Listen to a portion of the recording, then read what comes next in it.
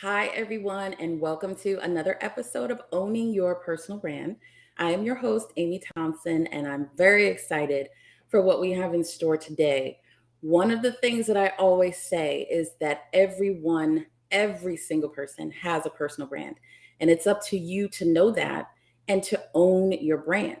And today we're going to talk to a wonderful friend of mine, Larry Long Jr., and he's going to share his journey into running his own business, motivating other people through speaking and coaching, but also how he has tackled personal branding over the past few years. And so please welcome Larry to our show. Hi, Larry. Wow. Thank you for passing the mic, Amy. I'm happy to be here. And when you invited me, it just warmed my heart. So happy to be here, owning your personal brand. Yeah, Now you're talking my language. absolutely. Absolutely. Well, Larry, take a moment or a few moments to please introduce yourself. I want to hear about your journey, not just what you're doing now, but kind of your journey on how you got to where you are right Where do I start? I got to pull up the platinum mic for that. But my journey, Larry Long Jr., I'm currently the CEO, Chief Energy Officer of LLJR Enterprises. How did I get here? Well, when I was younger, we moved around a lot. Alabama, Illinois, Nebraska, Pennsylvania, moved all around. My favorite song was Make New Friends, but Keep the Old. One is silver while the other is gold. That really made me who I am today. I played baseball at University of Maryland. Go Terps. Had a lot of strikeouts in my career, but I learned from it, had a lot of fun, did some IT consulting, wasn't passionate about it, moved to good old Raleighwood, North Carolina, opened the indoor baseball softball academy, teaching youngsters the fundamentals of the game, but more importantly, the fundamentals of life. Ran out of cash, no more business, got into sales, making 150 cold calls a day to accounting firms. Ooh, that was even more strikeouts than I had on the baseball field. But I learned from that experience, and I just had a career in tech sales as a tech sales professional, as a tech sales leader. And that's what's led me to what I do now. I'm a full-time motivational speaker, performance coach, sales trainer. I've got microphones to last a lifetime, but I just love having the opportunity to sow into and help build up both people and their organizations. Good, good. Well, I appreciate that, and certainly, every time someone either hears you speak or watches one of your videos, I know they're motivated in general, but also you provide some great tips as well. And so, could you talk about when in your career did you realize the importance of personal branding? Well, moving around a lot, and this is personally, I realized that there's a saying, it's not what you know. And most people will say, oh, yeah, Larry, it's who you know. Well, survey says, nah, it's not what you know, and it's not even who you know. Yeah. It's who knows you and who trusts you and who believes in you that really is the genesis of making things happen with relationships. So, when I was in middle school, I realized that I needed to make sure people knew me, they liked me, they trusted me. Same thing when I got to college at Maryland. I had the nickname of being the mayor of College Park because I knew people in student government, the Black Student Union, all the athletes, you name it, all around campus, the leaders. I knew people and they knew me. Now, professionally, those same skills transition and transfer, and it's still important for you to have a personal brand. And for me, I believe that being authentic is the best personal brand that anyone can have. Yeah. So I have absolutely borrowed slash stolen that phrase about it's who knows you more than any of those other things. All of those things are important, but it's who knows you. I was talking to you earlier. One of the reasons I started to do this show, because that exposure is so important. People need to know you, but also what you do, how you help them, what value you bring. So I think that's important. The other thing you said that is really important is that that personal branding starts when you're young. You might not recognize it fully until you become an adult, but it really does start out when you're very, very young. And the faster and the sooner that you recognize that, the better. I do want to ask a question. Interestingly enough, I also moved around a lot. So I can relate to that of every couple of years having to make new friends, how to make people like you real quick, but then you leave and go somewhere else and have to do it again. What about you? You have children, but I imagine they've been in the Raleigh area for a while. How do you talk to them though about those same lessons, but they might not have that same experience of having to do it? Yeah, so even without moving, there's transitions and there's relationships. My son just started fall baseball yesterday, soccer. They just went back to school. So the importance of relationships and the importance of you shining through your true, authentic self. We just have the conversation. My daughter's 8, my son is 12. They're both going on 24. They think they're grown. But we have these conversations about the importance of really staying true to yourself. And we're noodling with the idea of a children's book. Who would have imagined that the Long family would write a children's book? It's going to come to fruition at some point. But Yeah. we have those conversations and we talk about how are you actually employing that day in and day out? Are you making sure that your actions are showing care for others, that your actions are representing your brand? I can tell you my son has a reputation of being energetic, talkative. He must get it from his mama. I don't know where he got that from, but we're always working on making sure that we represent ourselves the way that we want to be perceived. Yeah, that's great. And then that is the exact same lesson for adults. And so, like I said, the earlier you learn it, the better prepared you'll be for college or for working. Let's switch gears a little bit, talk about LinkedIn, one of your favorite places to be, and you are always on LinkedIn. How did you, a couple of questions here, talk about why you enjoy LinkedIn so much, but also talk about how you came to use it so consistently and authentically for your brand. Yeah, when I view LinkedIn, I view it as the biggest professional sandbox that's out there. It's such an amazing community. And just like any community, you get out of it what you put into it. So if I'm on the sidelines and I'm looking at it as a spectator sport, I'm going to get spectator sport results. But if I hop in and I join as a player in the game, as a contributor, and I'm in the mix, amazing things are going to happen. Ding, ding, ding, ding. LinkedIn has provided an opportunity and opportunities for amazing things to happen in my life. I can't pinpoint exactly when, because similar to most people, I originally got on LinkedIn as kind of like a resume, like, I just put my resume on there. But eventually I started to see people are posting content. And I'm very rarely at a loss for words. So I said, I got an opinion. Let me go ahead and jump in and share with them what I think about what they're saying. Whether it was good stuff, hey, keep going, or I pity the fool. I don't agree there. Getting in the mix. And then somehow I made the transition where I started contributing. And I do remember this. I was writing short form content. And Ryan Walsh, who's the CEO of RepView, he said, Larry, do you have a calendar? Do you have a process? I said, nah, whenever something comes to my mind, I just throw it out there. He said, let me give you some advice. Go ahead and get some structure, get some process. Go ahead and analyze your posts just so you can do better. When you know better, you do better. And lo and behold, he was correct. And then Morgan J. Ingram out of Atlanta said, Larry, I see your short form posts. They're okay. They're good. He said, but you have the opportunity to be great. You got to get on video. I said, nah, man, I'm not going to get on video. I got the face for radio. Rah! I said, they're all going to laugh at me. He said, Larry, I hate to break it to you. They're already laughing at you. I'm going to tell you what my mentor told me. And he said, his mentor told him, if you don't do it, you're being selfish because it's all about you. And it's not all about you. He said, if you can impact and touch one life from you sharing your experiences, that's a job well done.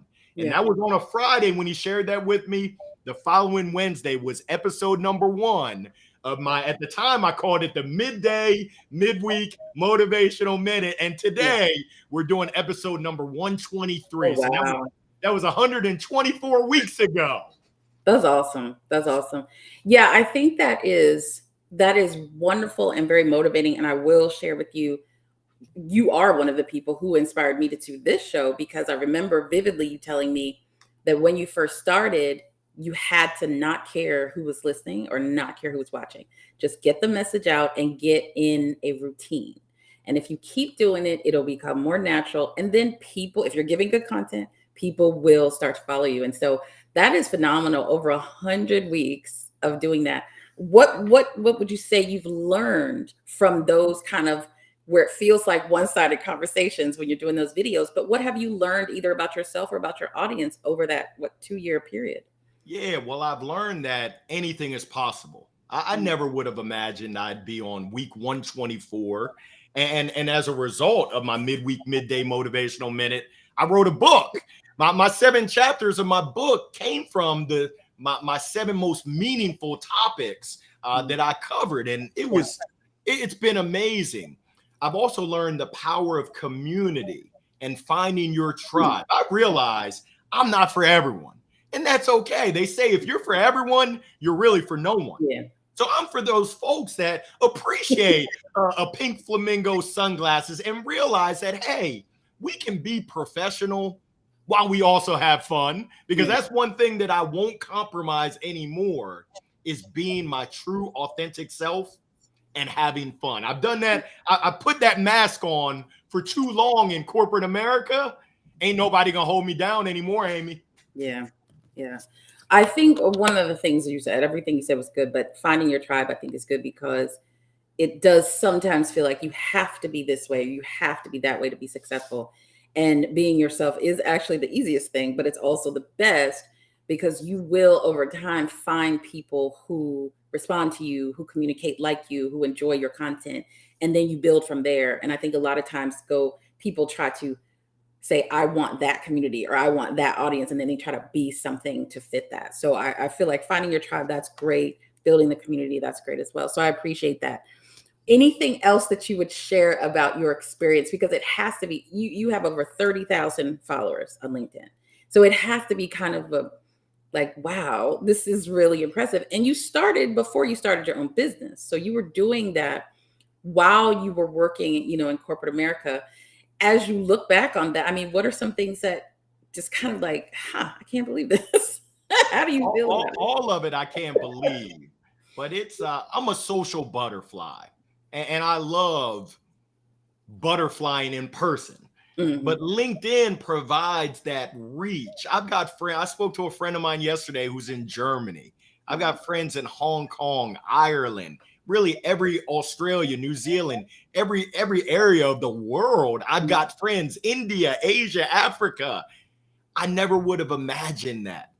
And when I do my live show, folks from around the world tune in. I'll never forget, it was January 20th. This was 2 years ago. It was inauguration. And a gentleman from India said, Larry, it's 12 o'clock on Wednesday. Where are you? I said, well, hey, it's inauguration. I want to bust up Hmm. Biden and Kamala Shine. I'm gonna come on a little bit later. He said, whoa, okay, I'll tune He in there. probably missed it. It's humbling, really, to Yeah, think about the reach, as well as it's a responsibility to make sure that I continue to stay true to myself. And that's something I'm committed to, that I'm going to continue being Larry Long Jr., genuine Larry Long Jr. This Larry Long Jr. that you see is the same Larry Long Jr. that my family sees, that my friends see. If you catch me on the golf course, I'm a little bit wild. I'm a little bit crazy. I like to have fun. I like to laugh. And that's just, I can only be who I can be. And yeah, people can smell BS from a mile away. Whereas when you're being your true self, even if people don't like it, they can only respect it. yeah. One other question about LinkedIn. When you mentioned a friend of yours that gave you the advice of being a bit more structured and kind of having a plan, how did you determine what you wanted to talk about? How did you pinpoint that? That was a challenging one, but then it became not challenging. We have content that passes by our eyes every day. Mhm. Just yesterday, I went to an event with NC State entrepreneurs, the Andrews Launch Accelerator. That was an inspiring event. I snapped a couple of pictures that will probably be a post on Saturday, just spotlighting them and sharing my insights about what it meant to me to hear about these innovative ideas. My son and my daughter participate in activities. My daughter is gymnastics. There's a lesson there. Mhm. I encourage people to just ask yourself questions of, how do I feel about the current economic condition? Like, what impact does that have for you? For me, the Mhm. whole economic, yes, it's bad, and it's an opportunity. Opportunity is knocking. Am I ready to answer that door? Yes. And I'm thinking ahead of, how can I continue to accelerate? How can I grow? Who can I serve? So when it comes to content, it's really just being thoughtful, Mhm. being mindful, and being intentional to find there's content anywhere and everywhere. Mhm. Yeah, good, good, good.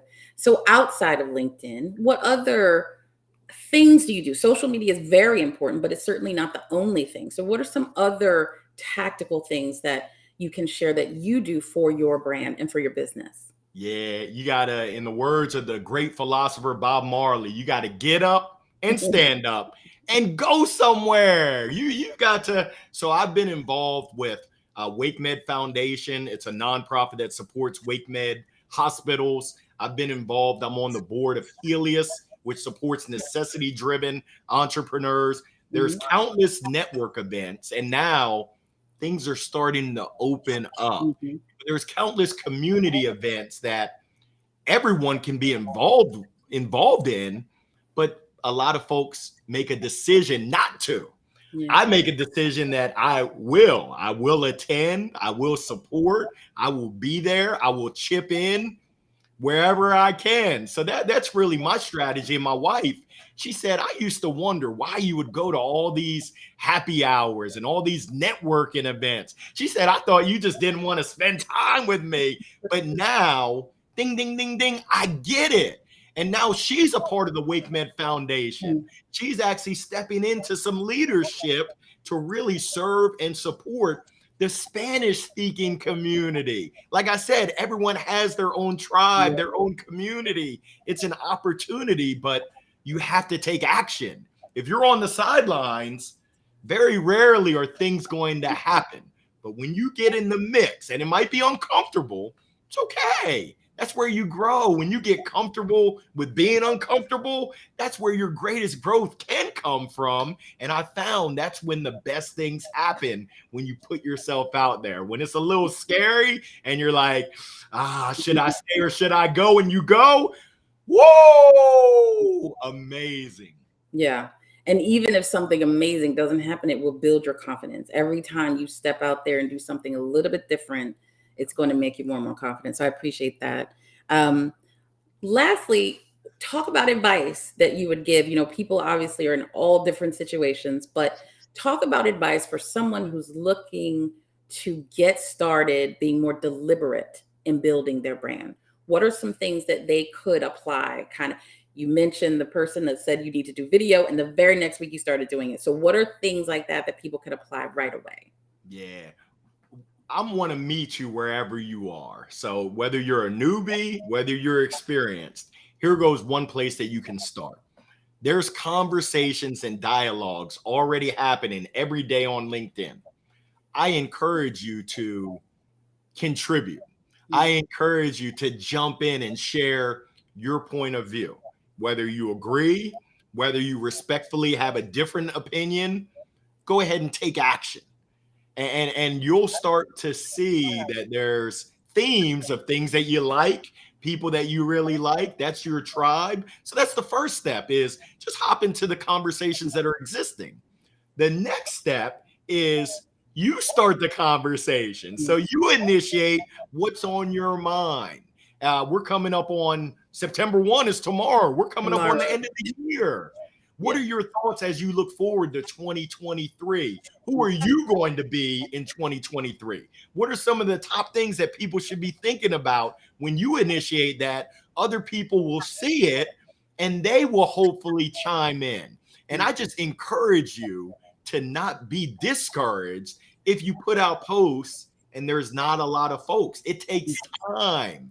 I don't think anyone learned to ride a bike their first time, you skinned Mhm. your knees, you fell down, you had training wheels, but you got back up again.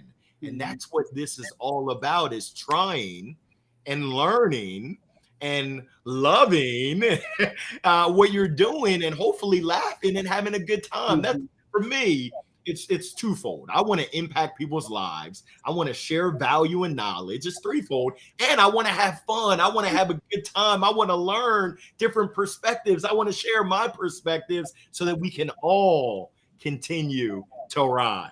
Yeah. Good, good. I appreciate that.